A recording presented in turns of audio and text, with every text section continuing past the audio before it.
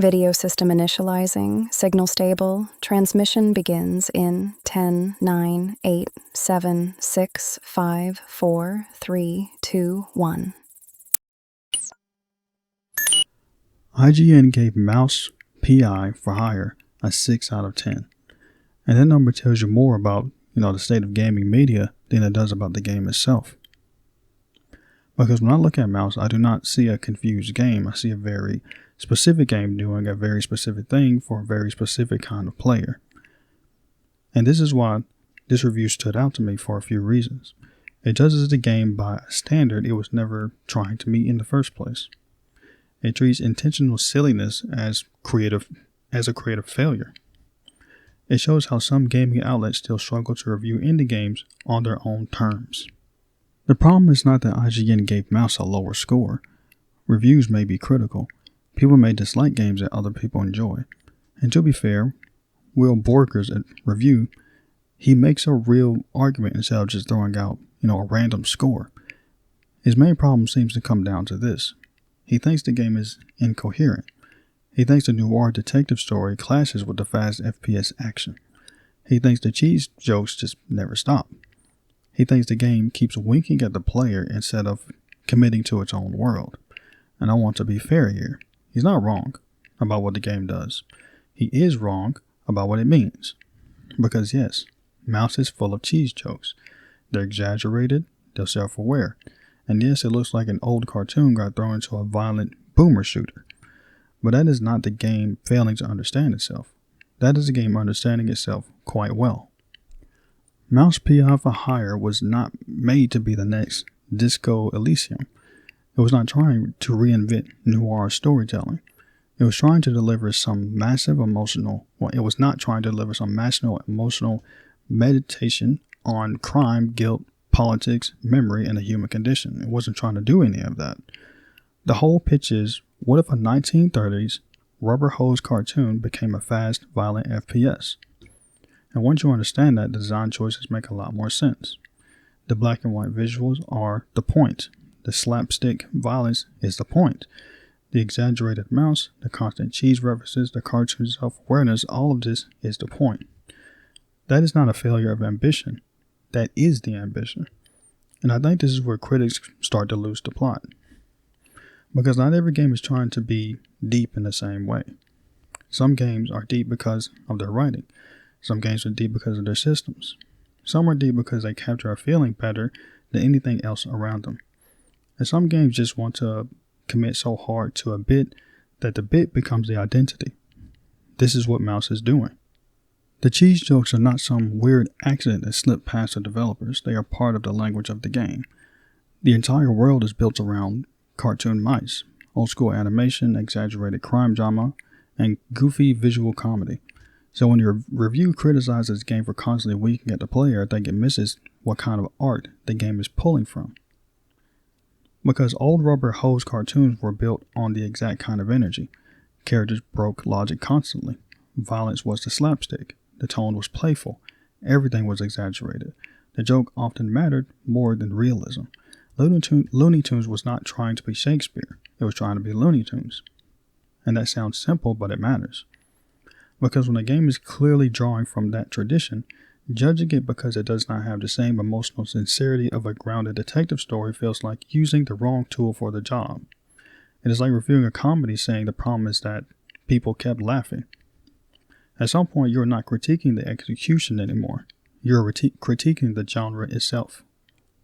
This is where the review starts to fall apart for me. Because Borger seems to apply this standard of narrative sincerity to a game built around cartoon exaggeration. He wants the game to stop joking, commit to the noir atmosphere, and let the story breathe with more seriousness. And to be clear, this is a completely fair standard for a lot of games. But for Mouse, I think it creates the wrong set of expectations. It expects emotional weight from a game chasing cartoon momentum. It expects tonal consistency from a game built on tonal cohesion. It expects noir sincerity from a game parroting noir through a rubber hose lens. It expects the game to become something it never was trying to be in the first place. And this is where gaming criticism can get weird, because sometimes critics do not review the game in front of them. They review the game they wish it was. That does not always happen on purpose. And I'm not saying the reviewer was being dishonest. I'm not saying IGN had some evil agenda against this game. I am saying the review seems calibrated for a different kind of experience. And when your measuring stick is wrong, even an accurate observation can lead to the wrong conclusion. A lot of gaming media is still built around AAA expectations. When a game costs hundreds of millions of dollars, people expect scope, polish, cinematic presentation. They expect a broad appeal, big storytelling, huge systems, and themes that justify the size of the project. That makes sense for certain games, but it becomes a problem when those expectations get applied to everything. Small games get judged like massive productions. Weird games get judged like mainstream products. Focused games get punished for not being broad. And this is why legacy outlets keep missing certain indie games. Not because every critic is bad, not because every outlet is corrupt, but because the lens is often wrong. A small indie game should not have to justify itself like a $200 million blockbuster. It should not have to pretend it is more serious than it is. It should not have to flatten its own identity just to fit the expectations of people trained on a different part of the industry. Sometimes the question should not be, did this game meet the standard we use for everything? Sometimes the question should be, what was this game trying to do, and did it do it well? And with Mouse, I think the answer is pretty obvious. One line from the review that stood out to me was the idea that the game mostly reminds you of other better things. And I get what he means on the surface. Mouse is obviously referencing old school cartoons, noir detective fiction, and classic FPS design. It is wearing its influences right on its sleeve. But I think calling that a weakness misses the difference between a game that lacks originality and a game that knows exactly what it loves. A lazy reference points at something familiar and helps you clap. A love letter studies the thing, rebuilds it, and gives it a new form. A shallow homage borrows the surface. A strong homage understands the rhythm, texture, and feeling. That difference matters, because Mouse is not referencing old cartoons because it cannot be anything else. It is referencing those things because that is the entire reason the game exists. The whole appeal is seeing the old animation language translated into a shooter. The charm is in the collision. The joke is in the identity. The contradiction is the hook. It is noir but goofy. It is violent but cartoonish. It is familiar but specific. That does not mean everybody has to like it, but it does mean the game should be judged on whether that combination works, not whether it should have picked one lane and stayed there. The bigger issue here is not really the 6. The score is just the easiest thing to argue about. People see a number, get mad at the number, defend the game, attack the outlet, and the conversation turns into the usual internet food fight. But the real problem is what the criticism signals to players and developers. Because when a major outlet penalizes the game for being exactly what it set out to be, that sends a message. To players, it says this game might not be worth your time. To developers, it says your vision only counts if it fits the approved standard. To small studios, it says specificity can become a liability. To the industry, it says weird games still have to explain themselves to mainstream taste. And that matters. Because reviews are not just opinions floating in the air. They affect visibility, sales, perception. They affect whether people even give a small game a chance. For a giant publisher, one mixed review is not the end of the world. They have marketing budgets, influencer campaigns, trailers everywhere, platform deals, and enough noise to survive it. But for an indie studio, 1 or 2 major reviews can shape the entire first impression of the game. And that is a lot of power, too much power, and is why the measuring stick matters. What makes this whole thing even more interesting is that players did not seem confused about what Mouse was. The community understood the pitch. The people interested in the game knew what they were signing up for. They saw the RoboHose art style, the cartoon violence, the noir parody, cheese jokes, and said, yeah, that is the game that I want. That gap between critic reaction and audience reaction tells you something. Players often understand these games faster than large outlets do. Communities can recognize intentional design even when critics frame it as a flaw. Word of mouth can correct a bad read. A focus game can survive it if the audience knows what it is. And that is the good news here. Mouse got a 6. The game still found an audience. People still talked about it, defended it, and understood the assignment. That's encouraging, because it means players are getting better at ignoring the wrong signals. They're not just waiting for one outlet to tell them what matters anymore. They're watching gameplay, listening to communities, reading between the lines. They're asking, is this for me, instead of, did this get universal approval? That is a healthier way to engage with games. The problem is that not every indie game gets to survive a bad first impression. Mouse had enough style, attention, and community energy to push back. But most indie games do not have that same luxury. A lot of them launch quietly, get a few reviews, maybe get misunderstood by one or two outlets, and disappear before their real audience even has a chance to find them. This is where the bigger industry problem starts to show up. Some games are not bad. They are badly framed. Some games are not confused. They are misunderstood. Some games are not lacking ambition. They are just aiming at a smaller target. And that's the part that bothers me. Because the gaming industry keeps saying it wants originality. It keeps saying it wants fresh ideas. It keeps saying it wants games that take risks. But then when a game actually commits to a strange, specific, risky identity, people sometimes punish it for not behaving like everything else. You just can't ask for originality, then judge every original thing by the safest standard in the room. This is how you train developers to sand off the edges.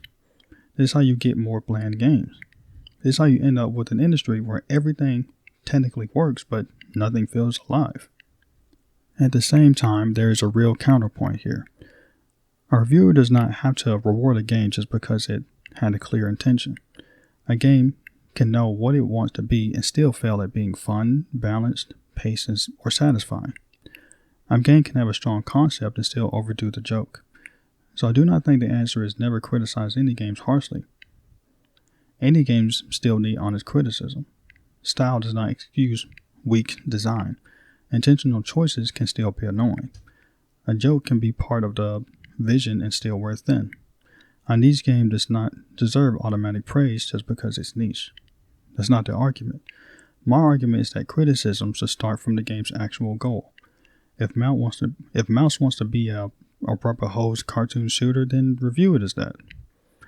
Ask if the shooting feels good, if the joke lands, if the levels stay interesting. Ask if the old cartoon style holds up across the whole experience. Ask if the noir parody enhances the game or gets in the way. These are more fair questions, but saying the game should stop winking so much and take its noir story more seriously feels like asking a cartoon to stop being a cartoon. At that point, I think the critique has drifted away from the game's intent.